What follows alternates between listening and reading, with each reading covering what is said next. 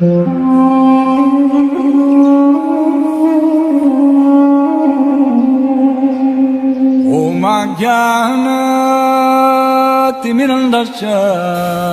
I am stressing.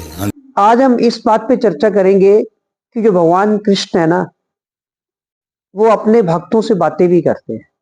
भगवान कृष्ण ही नहीं, कुछ लोग कहते हैं कि भगवान के जो अर्चा विग्रह है ये तो पत्थर के बने हुए हैं, ये लक्कड़ के हैं या तांबे के बने हुए हैं या अष्ट धातु के बने हुए हैं। कुछ लोग ऐसे कहते हैं ना, अब जो अष्ट धातु के मिट्टी के पत्थर के बने हुए हैं, इसमें भगवान थोड़े हो सकते हैं।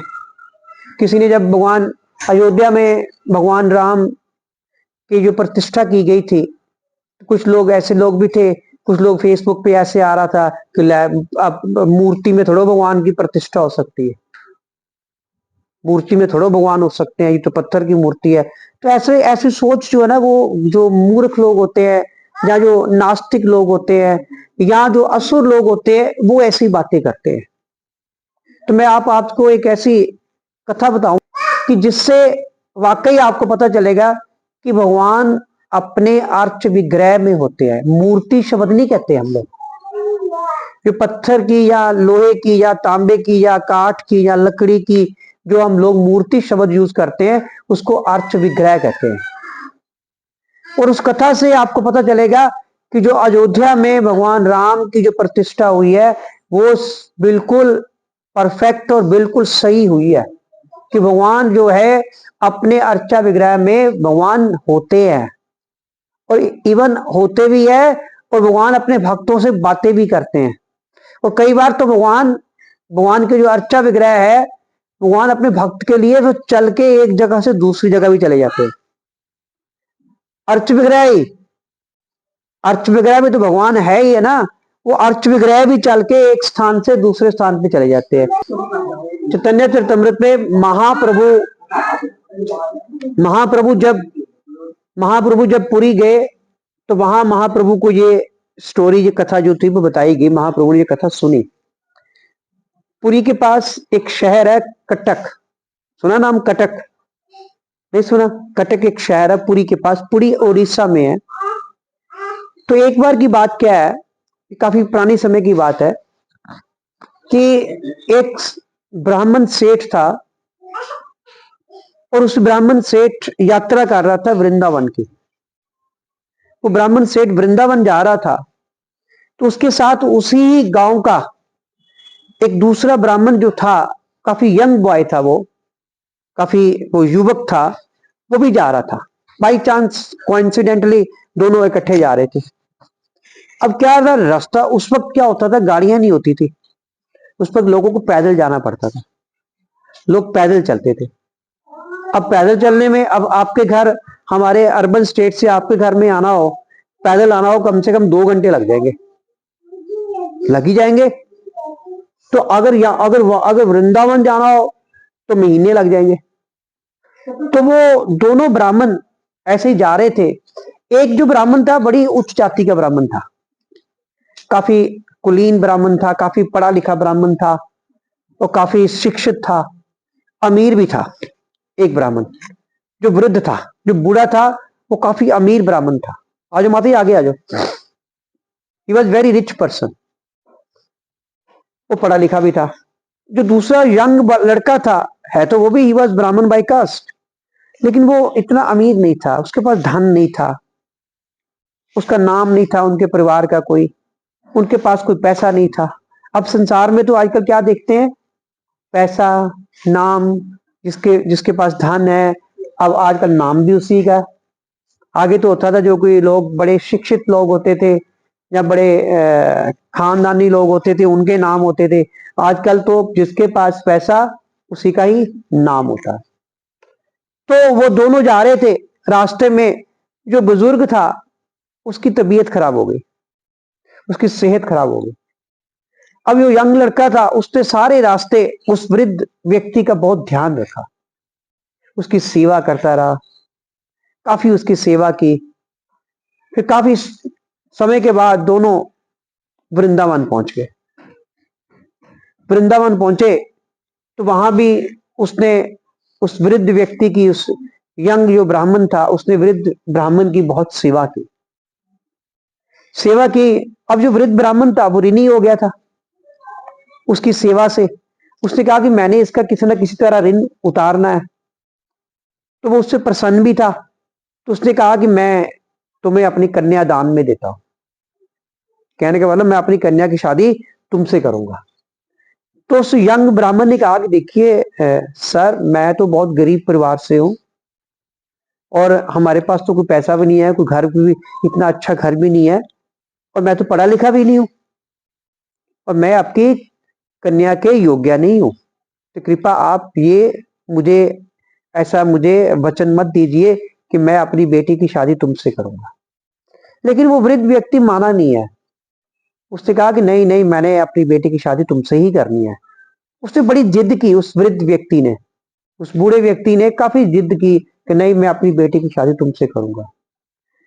तो उसने कहा कि देखिए, आप कह तो रहे हैं कि अपनी बेटी की शादी आप मुझसे करोगे, लेकिन जब आप अपने गांव जाएंगे, आपके घर वाले, आपकी पत्नी, आपके बेटे और आपकी बेटी ने अगर मना कर दिया, अगर आपके घर वालों ने मना कर दिया कि हम इस गरीब लड़के से शादी नहीं करेंगे, तो फिर क्या होगा? कहता नहीं, मैं तुम्हें वचन देता हूं कि मैं अपनी कन्या की शादी तुमसे करूंगा।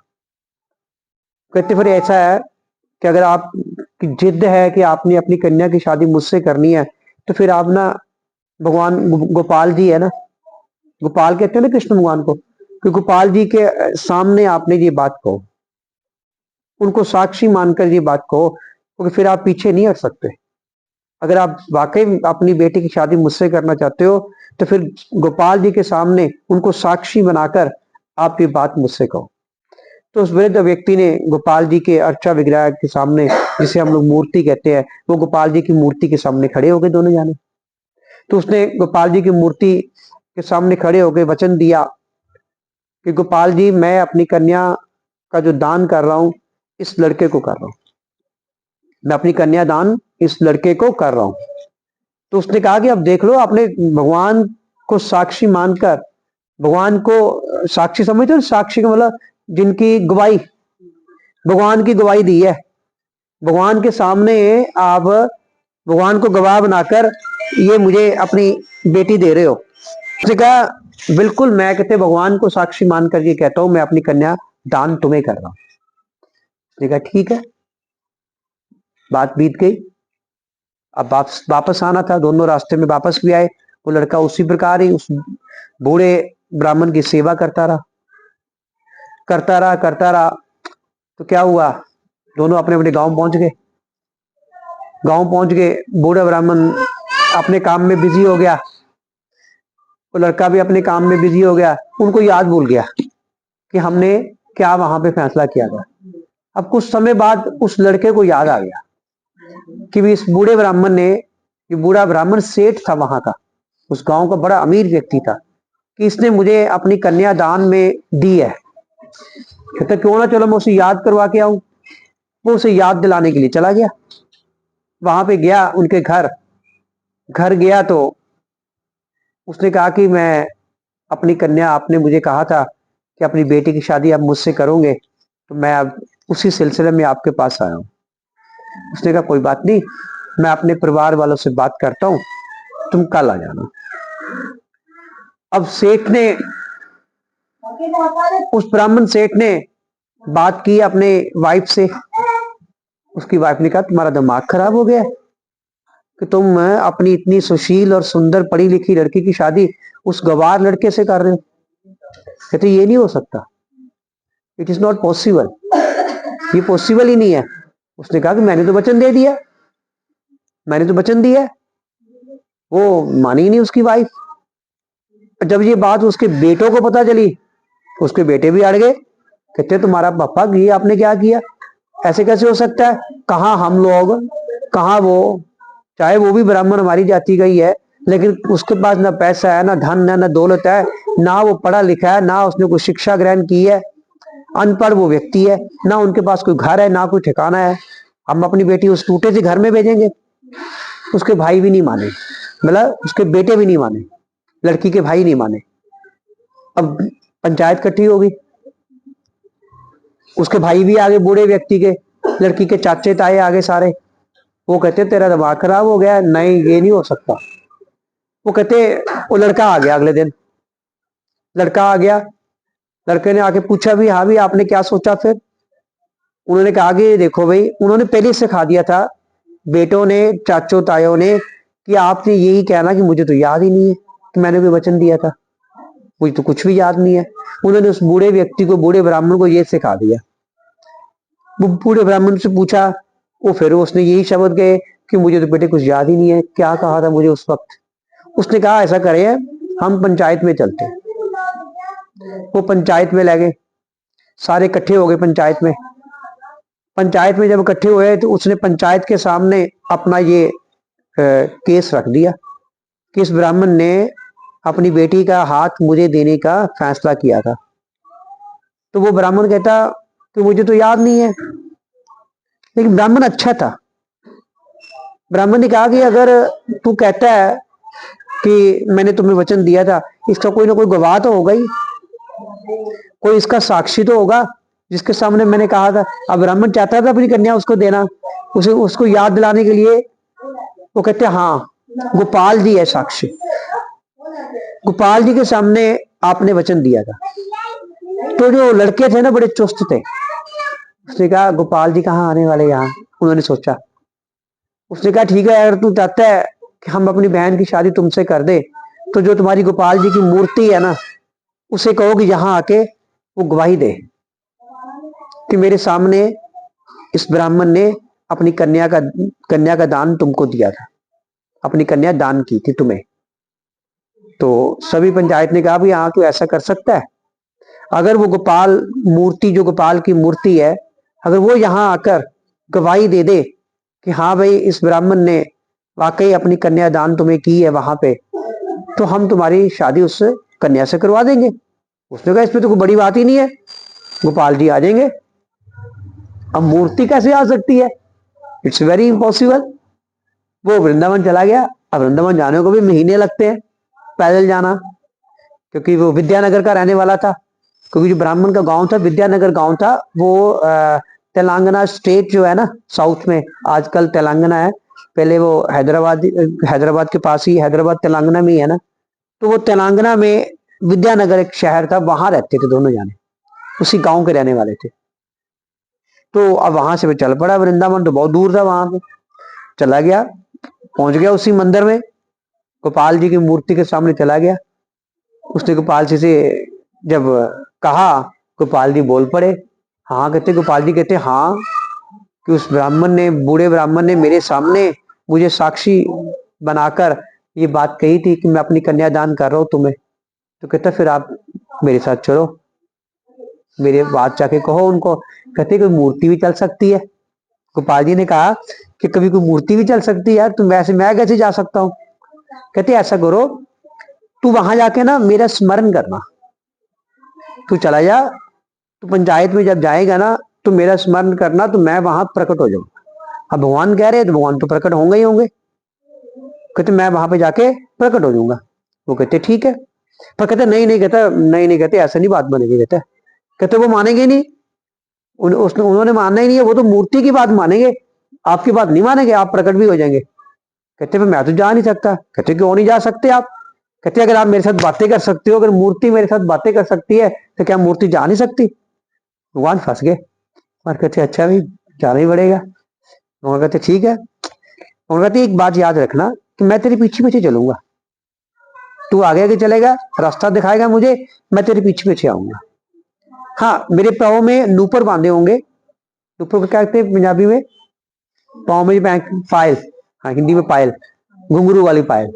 भगवान ने कहा मेरे पाँव में घुंघरू बांधे हुए हैं, नूपुर बांधे हुए हैं, कि तुम्हें मेरी आवाज आती रहेगी नूपुर की, उससे तुम्हें पता चल जाएगा कि मैं तेरे पीछे पीछे आ रहा हूं। यानी जैसे ही तुमने पीछे मुड़ के देखा, मैं चला जाऊंगा, नहीं मैं वहीं पर रुक जाऊंगा, मैं आगे नहीं जाऊंगा।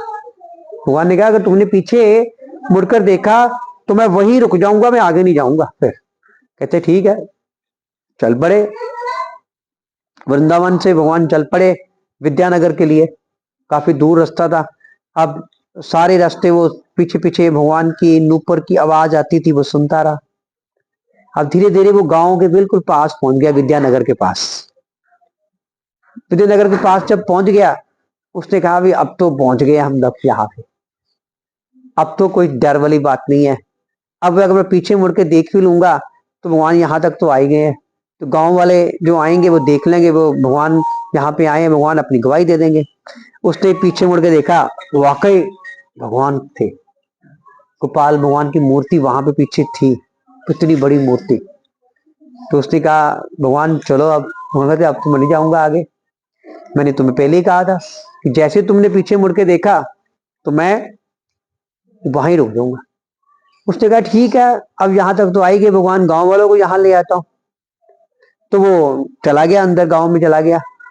तो गांव वालों को पंचायत सारी को ले आया, ब्राह्मण भी आ गया, सारे लोग आए। जब बाकी लोगों ने देखा, इतना सुंदर रूप था भगवान का, वो देखकर तो उनका खुशी का कुछ ठिकाना ही नहीं रहा कि भगवान स्वयं चल के, भगवान की मूर्ति चल के वृंदावन से उनके गांव आ जाए, हजारों मीलों का सफर तय करके, तो उनकी खुशी का कोई ठिकाना नहीं था। तो सभी ने भगवान को दंडवत प्रणाम किया, सभी ने भगवान को दंडवत प्रणाम किया। प्रणाम किया तो क्या था, ब्राह्मण भी आ गया, बूढ़ा ब्राह्मण भी आ गया। उसने कहा ये तो वही गोपाल जी है, उसने भी दंडवत प्रणाम किया। तो भगवान फिर बोल पड़े। भगवान ने कहा कि मैं साक्षी हूं इसका कि इसने अपनी कन्या दान इस लड़के को की है।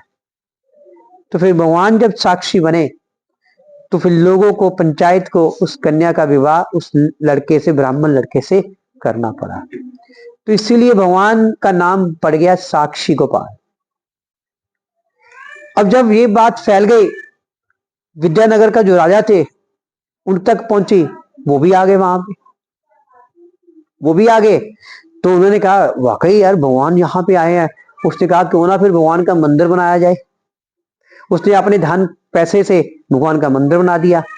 फिर कुछ कुछ ब्राह्मणों को, कुछ पंडितों को, पुजारियों को वहां पे उन्होंने नियुक्त कर दिया कि आपने भगवान की सेवा करनी है, सेवा करनी। अब ये बात सारे भारत में फैल गई कि ऐसे ऐसे साक्षी गोपाल है, इन्होंने आके गवाही दी कि ये इसकी अपने बेटी की शादी इस लड़के के साथ करने का वचन दिया। अब ये बात पहुंच गई कटक के पास, पुरी में। कटक का जो राजा था उसने कहा कि ये साक्षी गोपाल तो हमारे मन यहां होने चाहिए। उसने युद्ध कर दिया विद्यानगर के राजा के ऊपर, उसने युद्ध कर दिया। युद्ध करके उसको हरा के वो ये जो साक्षी गोपाल की जो मूर्ति थी वो अपने मंदिर में वाके ले आया, वहां पे उसने, जहां पर आज है, जहां हम जाके आते हैं। तो उसी मंदिर में उन्होंने भगवान को वहां पे विराजमान कर दिया।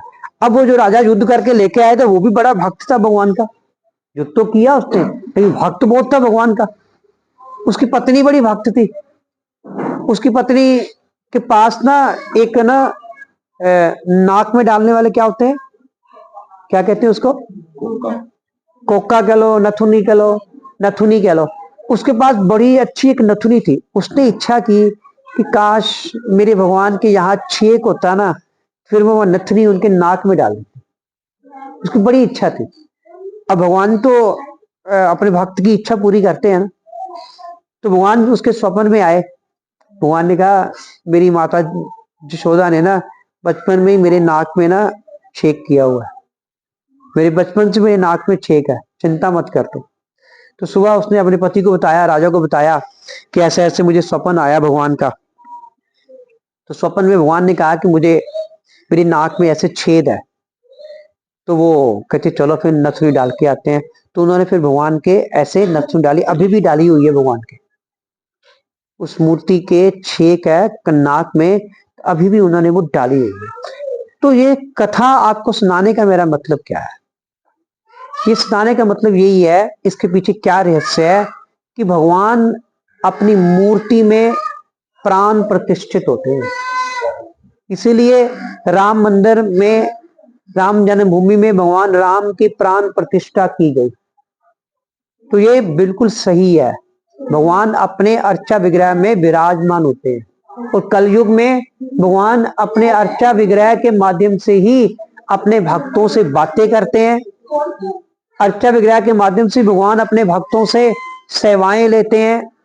और अर्चा विग्रह के माध्यम से ही भगवान अपने भक्तों पर कृपा करते हैं। तो ये इसकी ही कारण है। अब देखो, भगवान ने बातें नहीं की, साक्षी गोपाल भगवान ने उस लड़के से बातें की, ब्राह्मण से बातें की, लोगों से बातें की। तो अगर आप शुद्ध भक्त होंगे, अगर आप वाकई भगवान की सही में भक्ति करेंगे, फिर भगवान बातें भी करते हैं, फिर भगवान आपके लिए चलने के लिए भी तैयार हो जाते हैं। प्रॉब्लम कहाँ होती है? हम भगवान की शुद्ध भक्ति अभी नहीं करते, या ऐसा कहें कि हमें भगवान पर पूर्ण विश्वास नहीं है। जब हमें भगवान पर पूर्ण विश्वास होगा, फिर कभी भी हमें ऐसा नहीं लगेगा कि ये अर्चा विग्रह नहीं है या ये मूर्ति है सिर्फ। हमें तो क्या दिखना चाहिए कि ये तो स्वयं भगवान है। जो अर्च विग्रह है ना, वो स्वयं भगवान है। इसके बारे में ना प्रभुपाद जी एक छोटी सी अपने भगवत गीता में तात्पर्य में एक एग्जाम्पल देते हैं। कहते जैसे पोस्ट ऑफिस होता है ना, पोस्ट ऑफिस में आपको लेटर जो है, जो पोस्ट ऑफिस की पेटी का होती है ना, डब्बे नहीं होते पीले लाल रंग के, क्या कहते, लेटर बॉक्स, लेटर बॉक्स कहते हैं ना। अगर लेटर बॉक्स में हम कोई भी पत्थर डालेंगे तो वो पत्थर कहां पहुंचेगा? जहां हमने भेजना है। अगर आप किसी और डब्बे में डाल देंगे, पहुंचेगा? नहीं पहुंचेगा। इसी प्रकार अर्चा विग्रह जो है वो स्वयं भगवान ही है। उन्हीं के द्वारा भगवान कृष्ण जो है अपने अर्चा विग्रह के द्वारा ही सेवाएं लेते हैं। जो सेवा हम अर्चा विग्रह में डालेंगे तो सेम वो लेटर बॉक्स की तरह सीधी भगवान के पास पहुंच जाएंगी सेवाएं। तो अर्चा विग्रह में स्वयं भगवान होते हैं, उसके माध्यम से हम भगवान की सेवा करते हैं। तो भगवान, तो इसका मतलब क्या है? अर्चा विग्रह जो होते हैं वो स्वयं भगवान ही है। हरे कृष्णा। श्रील प्रभुपाद की जय।